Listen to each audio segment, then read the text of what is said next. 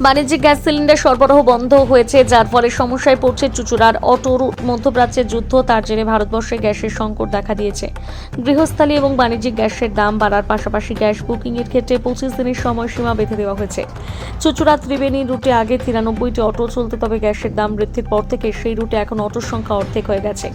Root চালাতে হিমশিম খেতে হচ্ছে অটো চালকদের। চুঁচুড়া থেকে ত্রিবেণী যেতে গেলে একমাত্র ভরসা অটো। দীর্ঘ প্রায় 13 কিমি এই রাস্তায় টোটো চললেও এতটা দূরত্বে চলে না, ফলে যাত্রীদের ভরসা শুধু অটো, কিন্তু অটোর সংখ্যা কমে যাওয়াতে সমস্যায় পড়তে হচ্ছে যাত্রীদের। দীর্ঘক্ষণ রাস্তায় দাঁড়িয়ে থাকতে হচ্ছে, ফলে রাস্তায় বেরোলে হাতে সময় নিয়ে বেরোতে হচ্ছে, তার সঙ্গে ট্যাকের কড়িও খসাতে হচ্ছে বেশ কিছু।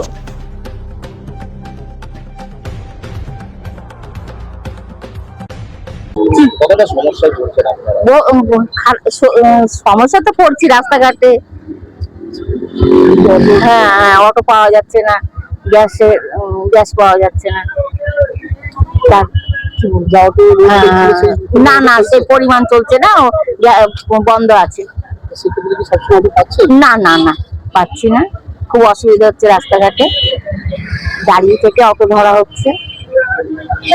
হ্যাঁ হ্যাঁ, এই আগে ছিল 28 টাকা, এখন 20-30 টাকা হয়েছে, 2 টাকা বেড়েছে।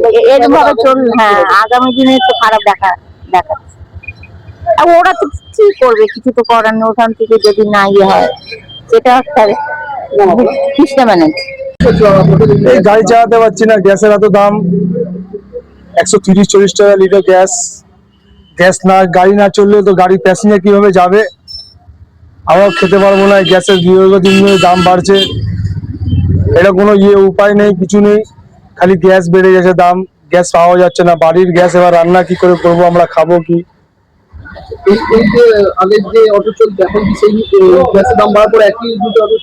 হ্যাঁ চলছে, কম চলছে, গাড়ি গ্যাস নেই, কেউ চালাতে পারছে না। এবার যাদের সংসার আছে, তাদের সংসারে রান্নার গ্যাস আছে, গ্যাসের দাম বাড়লে কি করে হবে, কি হবে? হ্যাঁ, হয়রানি তো হবেই, প্যাসেঞ্জার তো হয়রানি হবে। যারা লং প্যাসেঞ্জার তারা যাবে কি করে? টোটো তো যাবে না অত লং, অটো ছাড়া তো কোনো উপায় নেই লং প্যাসেঞ্জারদের। হ্যাঁ, একটু গ্যাসের দামটা কমলে খুব ভালো হয়, আমাদেরও ভালো হয়, বাড়ির জন্য ভালো হয়। আমার নাম রবি থাপা। অনেকটাই সমস্যায় পড়বে, কারণ আসলে যাতায়াতের একমাত্র অটোই আছে। ট্রেন তো সবসময় সবার পক্ষে ধরা সম্ভব নয়। যারা বয়স্ক আছে তারা তো এরকম অটোই ধরবে। আজকে যেমন আমি কলেজে আসছি, তখন যে অটো পাচ্ছি না। এবার সেই সময় যদি পরীক্ষার সময় যদি আমরা ঠিক টাইমে না ঢুকতে পারি, তখন তো আমাদেরই সমস্যা। তার বিকল্প তাহলে কোনো পদ্ধতি নেওয়া উচিত। সেই ক্ষেত্রে তো সমস্যা হচ্ছে, সকলেরই সমস্যা হচ্ছে। যেমন দেখুন, অটো ভাড়া বাড়ছে, 1 নম্বর, গ্যাসেরও দাম বেড়ে গেছে। এইভাবে তো বাড়িতে সমস্যা হচ্ছে, যাদের বাড়ির সমস্যা হচ্ছে, রাস্তার সমস্যা, সবেরই সমস্যা। তার তো কোনো বিকল্প কিছু দেখা যাচ্ছে না। তার আমার অঙ্কিতা শেঠ। আজকে গ্যাসের, আমি ডাল্লা মিঠাপুকুর উত্তর কমিটি থেকে বলছি, ইউনিয়ন থেকে। আজকে যেই গ্যাসের সমস্যাটা হঠাৎ করে গ্যাসের দাম বাড়িয়ে দিল, এতে আমাদের গাড়ি চালানো এবং নিত্য প্রয়োজনীয় বিশাল আমাদের চাপ পড়ে গেছে। তাতে আমাদের মধ্যবিত্ত সংসার চালানো আমাদের খুব দায় পড়ে গেছে এখন। আর এই গ্যাসের সমস্যা, আমরা যেরকম পাচ্ছে দাম নিচ্ছে, বলছে বেলাকে এই 1500, এই 1600, এই ধরনের বেলাকিং হচ্ছে। আর দ্বিতীয় কথা হচ্ছে, আমাদের আমরা গ্যাস না পেলে আমরা আগামী দিনে আমাদের সংসার অচল হয়ে পড়বে।